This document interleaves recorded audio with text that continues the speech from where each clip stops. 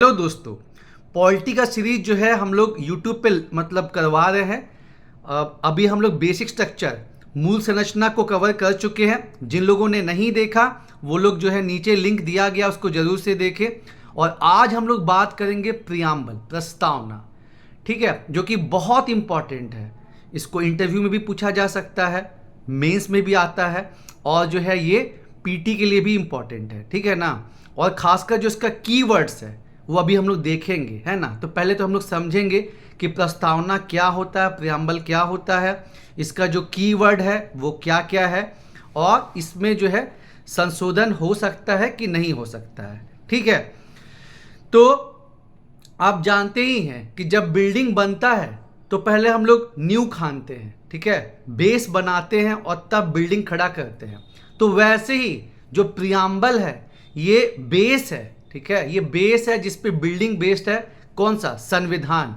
ये वो basic principle है, वो फिलॉसफी है जिस पे हमारा संविधान बेस्ड है, ठीक है। वो हम लोग देखेंगे कैसे, है ना। और इसलिए कुछ पॉलिटिकल थिंकर्स ने इसको आत्मा भी कहा है, संविधान की आत्मा भी है ये। और इसको बाद में जो है ऑब्जेक्टिव रेजोल्यूशन के रूप में ऐड किया गया था। वो होते हैं ना कि हर स्कूल का अपना एक डायरी होता है ना।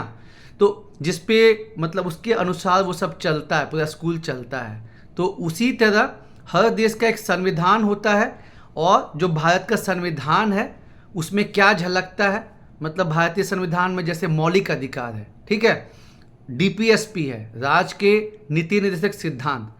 तो जो प्रियम्बल में कीवर्ड्स दिए गए हैं जैसे जस्टिस, इक्वालिटी, ये सब आपको जो है संविधान में देखने को मिलता है।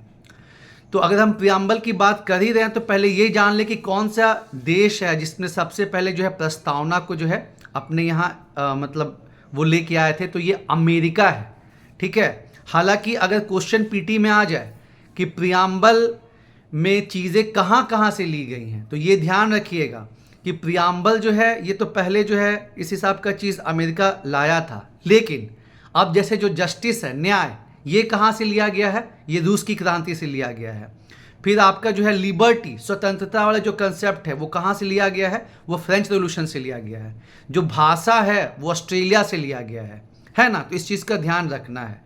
अब कंपोनेंट क्या है जो प्रियम्बल है, इसमें क्या हमको जानने को मिलता है? तो 4 मेन कंपोनेंट है। पहला कि जो संविधान है ना उसको जो अथॉरिटी मिलती है, उसका जो स्रोत है वो क्या है?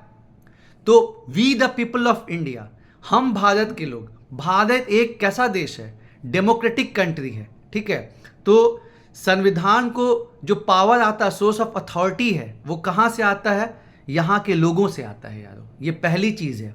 दूसरा, वो प्रकृति बताता है, नेचर, ठीक है, कि जो देश है उसका स्वभाव कैसा है, नेचर कैसा है ना। इसको याद रखने का क्या सिंपल तरीका है? S3DR, सोवरीन, संप्रभुता, socialist, sovereign, socialist, secular, democratic, Republic, ठीक है। S3DR, क्योंकि याद रखने में बहुत प्रॉब्लम आती थी तो इस वजह से, और इसको हम एक्सप्लेन करेंगे। पहला चीज़ बताया गया कि जो संविधान है उसका सोर्स ऑफ अथॉरिटी क्या है। दूसरा चीज़ बताया गया क्या? दूसरा चीज़ बताया गया कि प्रकृति कैसा है, नेचर ऑफ द स्टेट। और तीसरा, ऑब्जेक्टिव, उद्देश्य क्या है प्रियम्बल, कि जो यहाँ के लोग हैं, यहाँ के जो नागरिक हैं, उनके लिए जस्टिस, लिबर्टी, इक्वालिटी, फ्रेटर्निटी, यानी कि आपका न्याय, स्वतंत्रता, समानता और भाईचारा, JLEF, ठीक है, ये तीसरा कंपोनेंट है। और चौथा कंपोनेंट कि संविधान बन के जो है वो तैयार कब हुआ? 26 नवंबर 1949, ठीक है। और इसी वजह से जो है हम संविधान दिवस मनाते हैं 26 नवंबर 1949 को, ठीक है। तो ये 4 इंपॉर्टेंट कंपोनेंट जो है वो प्रस्तावना में दिए गए हैं। अब हम 1 बाय 1 करके देखेंगे कि जैसे कि जो प्रकृति है, जो देश का जो नेचर है वो क्या है? S3DR, यानी कि sovereign, socialist, secular, democratic, Republic.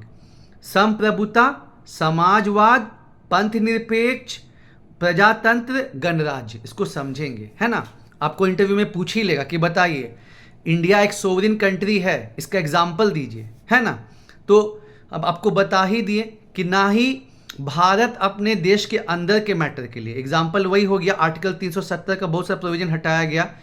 फिर आपका सिटीजनशिप अमेंडमेंट एक्ट, ठीक है, मतलब नागरिकता संशोधन अधिनियम, इस सब पे जो है चाइना पाकिस्तान बहुत बवाल किया, पर हम लोग ध्यान दिए नहीं दिए। वैसे ही जो है अमेरिका मना किया कि आप रूस के साथ जो है व्यापार मत करिए, क्योंकि रूस हमको सस्ते दरों पे जो है तेल दे रहा था। लेकिन मेरा मैटर है भाई, ठीक है, हम क्यों मतलब उस चीज़ को मानेंगे। तो इंडिया एक सोवरिन कंट्री है, तो आप ये एग्जाम्पल कोट कर सकते हैं। दूसरा है सोशलिज्म या समाजवाद। तो समाजवाद एक होता है कम्युनिस्ट वाला, कि जहाँ सरकार ही मतलब जो गवर्नमेंट है वही सब चीज़ कंट्रोल करती है। लेकिन हम लोग के यहाँ क्या है, डेमोक्रेटिक सोशलिज्म है ना, मतलब लोकतांत्रिक समाजवाद है, जहाँ पे पब्लिक सेक्टर भी है और प्राइवेट सेक्टर भी है ना, मिक्स सोशलिज्म, थोड़ा गांधीवाद, थोड़ा मार्क्सिज्म, सबका हमको मिश्रण देखने को मिलता है। हालांकि जब आपका ये आपका जो 1991 में जब उदारीकरण, निजीकरण हुआ, तो कहीं ना कहीं हम देखते हैं कि जो गवर्नमेंट है वो एजुकेशन सेक्टर से, हेल्थ सेक्टर से जो है पीछे हटी है, और इसका नुकसान भी हुआ है। जैसे कहते हैं ना कि हर चीज़ का फायदा भी है और नुकसान भी है।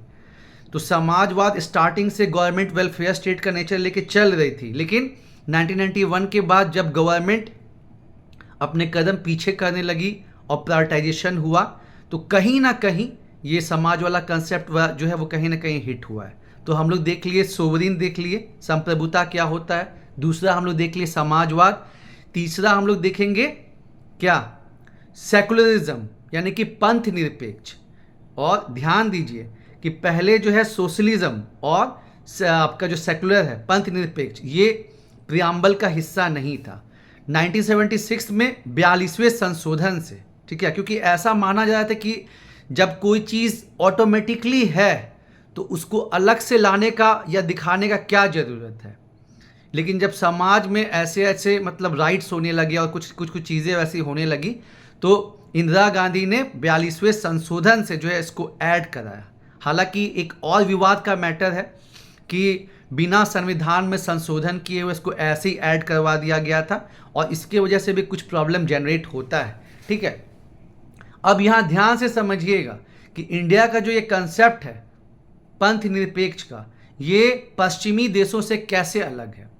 वेस्टर्न कंट्रीज़ में आपको पता ही होगा कि जब पुनर्जागरण नहीं हुआ था, रिनेसा जब नहीं हुआ था, तो वहाँ पे चर्च का दबदबा था। जो फादर बोल दिए, जो चर्च बोल दिया, मतलब उसको करना ही करना है। और इसी वजह से लेटर ऑन जब संविधान पश्चिमी कंट्री में बने, वेस्टर्न कंट्रीज में बने, तो वहाँ पे धर्म को और स्टेट को अलग अलग रखा गया, क्योंकि बहुत प्रॉब्लम क्रिएट हुआ था। लेकिन अपने भारत में क्या है, अपने भारत में है सर्वधर्म संभव, सर्वधर्म संभव, मतलब जो धर्म है, रिलीजन है, वो लाइफ का एक हिस्सा है, और जो स्टेट है बिना भेदभाव किए हर धर्म को, ठीक है, आप देखते हैं कैसे फंडामेंटल राइट में जो है धर्म की स्वतंत्रता है, ठीक है, तो हर धर्म को जो है अपना प्रैक्टिस करने का अधिकार है, और स्टेट किसी भी पर्टिकुलर धर्म के साथ भेदभाव नहीं करेगी। तो ये हम लोग देख लिए, सोवरिन देख लिए, सोशलिस्ट देख लिए, सेकुलर देख लिए। अब आते हैं डेमोक्रेसी पे, प्रजातंत्र पे। तो अब जानते हैं कि पहले डायरेक्ट डेमोक्रेसी चलता था, लेकिन अब आबादी बढ़ने के बाद अब हर जगह आप देखते हैं कि अप्रत्यक्ष प्रजातंत्र चलता है। मतलब पहले हम लोग अपना एमएलए नियुक्त करते हैं, या उससे भी अगर बात करें तो ग्राम स्तर पे आपका पंचायती मतलब राज चलता है, नगरों में नगर पालिका है, फिर उसके बड़े लेवल पे हम लोग जाएंगे तो आपका एमएलए है, फिर एमपी सिस्टम है। तो प्रजातंत्र जो है वो किस हिसाब का है, इनडायरेक्ट डेमोक्रेसी, जहाँ पे लोग हैं वो अपने रिप्रेजेंटेटिव को चुनते हैं। और फिर रिपब्लिक, गणराज्य, जैसे कोई आपको इंटरव्यू में पूछेगा कि Bharat, India is a Republic, Bharat एक गणराज्य है, कैसे?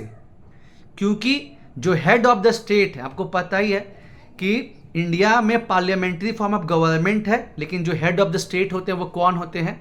प्रेसिडेंट। तो जो प्रेसिडेंट है उनका चुनाव होता है, that's why India is Republic. क्योंकि हेड ऑफ द स्टेट का जो है वो चुनाव होता है, इसलिए भारत एक गणराज्य है। तो ये सब तो हुई क्या? ये सब हुई जो देश है उसका नेचर कैसा है, नेचर ऑफ द स्टेट। ठीक है, आपको याद रखने का तरीका बता ही दिए, SQDR, sovereign, socialist, secular, democratic, Republic. संप्रभुता, समाजवाद, पंथनिरपेक्ष, प्रजातंत्र, गणराज्य। अब ऑब्जेक्टिव क्या है? उद्देश्य। तो उद्देश्य है क्या कि जस्टिस, यहाँ के लोगों के लिए न्याय दिलाना, जस्टिस, लिबर्टी, स्वतंत्रता, उसके बाद इक्वालिटी, समानता और फ्रेटर्निटी। तो जस्टिस आपको बताया रूस की क्रांति से लिया गया है, और जस्टिस मतलब तीनों टाइप का, सामाजिक, आर्थिक, राजनीतिक। तो हम देखते हैं ना कि जैसे हम अब एक क्वेश्चन ये भी पूछता है कि प्रियम्बल को कैसे इंप्लीमेंट करते हैं। जैसे प्रियम्बल खुद तो जो है जस्टिसाइबल नहीं है, इसको लेके जैसे मौलिक अधिकार में होता है ना कि मौलिक अधिकार को लेके आप कोर्ट जा सकते हैं, लेकिन इसको लेके आप कोर्ट नहीं जा सकते हैं, ठीक है ना। लेकिन फिर भी जैसे आप देखते हैं राज्य के नीति निर्देशक सिद्धांत, DPSP, ये क्या है? ये राज्यों को गाइडलाइंस है, क्योंकि भारत जो है कल्याणकारी राज्य है। तो पंक्ति में जो एक आखिरी इंसान है जिसके पास उतना सुविधा नहीं है, उसके भी खाने रहने ये सब का जो है जुगाड़ सरकार को करना है ना। तो जस्टिस जो है मतलब ये हमको DPSP में ज़्यादा अच्छे तरीके से देखने को मिलता है, सामाजिक जस्टिस, ठीक है। और यहाँ भी हम कह सकते हैं कि जैसे मान लीजिए फंडामेंटल राइट में भी कि जैसे हमको छुआछूत को बैन कर दिया गया है ना। अब बताइए कौन सा आर्टिकल है? आर्टिकल 17 में छुआछूत को बैन कर दिया गया है। उसके बाद और भी कुछ कुछ प्रोविजन जो है दिए गए हैं, तो वो क्या दिखाता है? वो न्याय की बात तो करता ही करता है। साथ ही साथ अगर हम DPSP के कुछ प्रोविजंस का बात करें तो चाहे वो आर्टिकल 38 हो गया, आर्टिकल 39 हो गया, आर्टिकल 46 हो गया, ये सब में हम देखते हैं कि मतलब सोशल जस्टिस भी हो रहा है, ठीक है। फिर आपका जो है इकोनॉमिक जस्टिस, आर्थिक न्याय, और दोनों इंटरलिंक्ड है ना। सामाजिक न्याय मिलेगा तो आर्थिक न्याय मिलेगा, आर्थिक न्याय मिलेगा तो सामाजिक मिलेगा, और जब सोशल और इकोनॉमिक हो जाएगा तो फिर पॉलिटिकल जस्टिस होगा, ठीक है ना। सोशल इकोनॉमिक जस्टिस जरूरी है, तब जाके पॉलिटिकल जस्टिस। अब गरीब हैं, ठीक है, उससे आप उसको तो आप मतलब कुछ रुपए दे दिए, वो आपके लिए वोट करने को तैयार हो गया, ठीक है ना।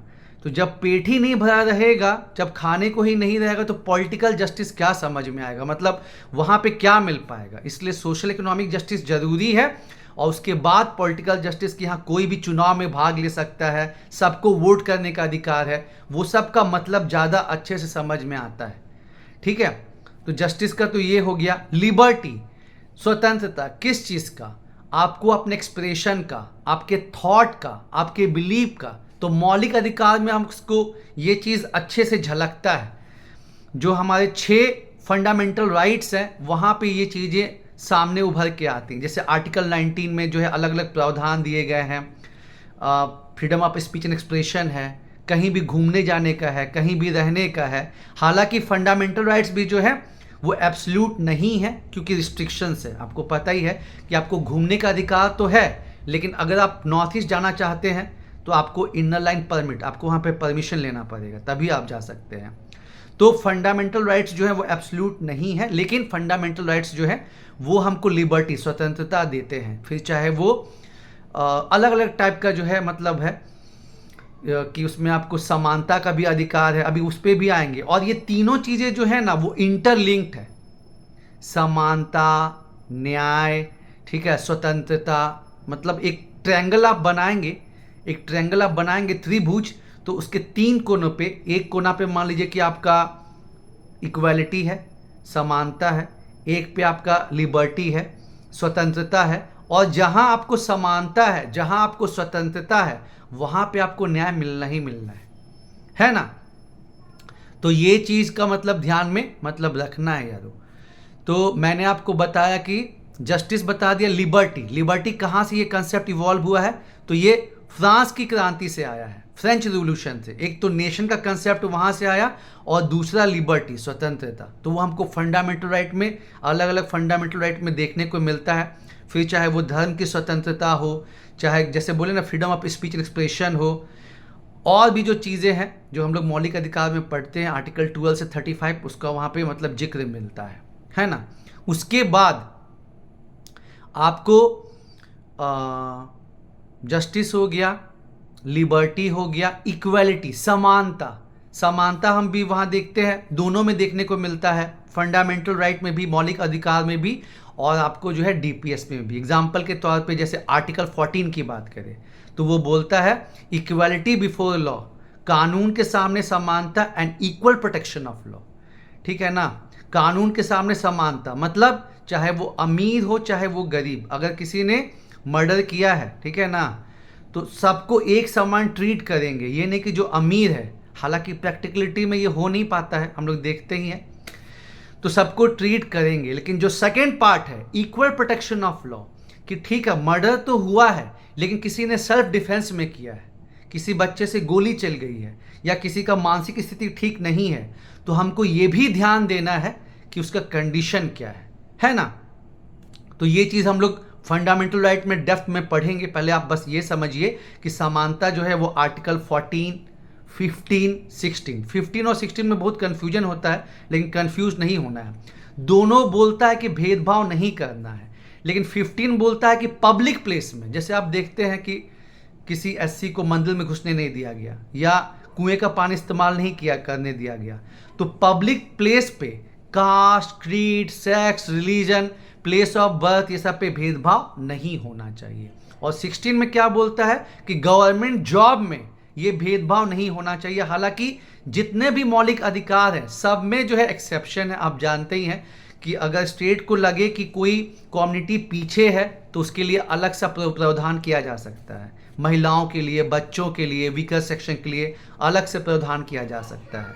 तो ये इक्वालिटी में मतलब चीज़ें दी गई हैं, ठीक है। उसके बाद डीपीएसपी के भी कुछ कुछ प्रावधान है जिसमें इक्वलिटी की बात की गई है, वो 38, 39 और कुछ कुछ चीज़ जो है जिसमें ये बात की गई है। तो ये आपका हो गया क्या, समानता वाला। और फिर लास्ट वाला जो है फ्रेटर्निटी, भाईचारा, कि मिलजुल के रहना है। ये फंडामेंटल ड्यूटी में हम लोग देखते हैं आर्टिकल 51 क्लॉज नंबर ए में, ठीक है, मेंशन किया गया है। तो ये सारी चीज़ें जो हैं आपको हो गई ऑब्जेक्टिव, इसका उद्देश्य क्या है। कई बार मतलब ऑब्जेक्टिव जैसे ये पीटी में भी पूछ सकता है कि बताइए प्रियम्बल का ऑब्जेक्टिव क्या नहीं है, जस्टिस, लिबर्टी, इक्वालिटी और एक कुछ चौथा टर्म डाल देगा शुरुआत वाले से, ठीक है। तो फंसना नहीं है यारो, चीज़ों को जो है समझना है कि हाँ क्या बोल रहा है, तब बात बनेगा।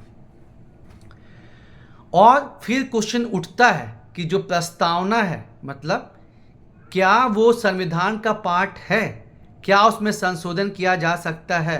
तो पहले जो है 1960 में बरबूरी यूनियन का केस बना था, उसमें सुप्रीम कोर्ट का ये डिसीजन आया था कि जो प्रियम्बल या प्रस्तावना जो है ये चीज़ अलग चीज़ है जी, it is not part of the constitution, ठीक है। लेकिन फिर केशवानंद भारती केस 1973 और फिर LIC केस 1995 यहाँ पे उभर के आया कि नहीं ये जो है संविधान का पार्ट है।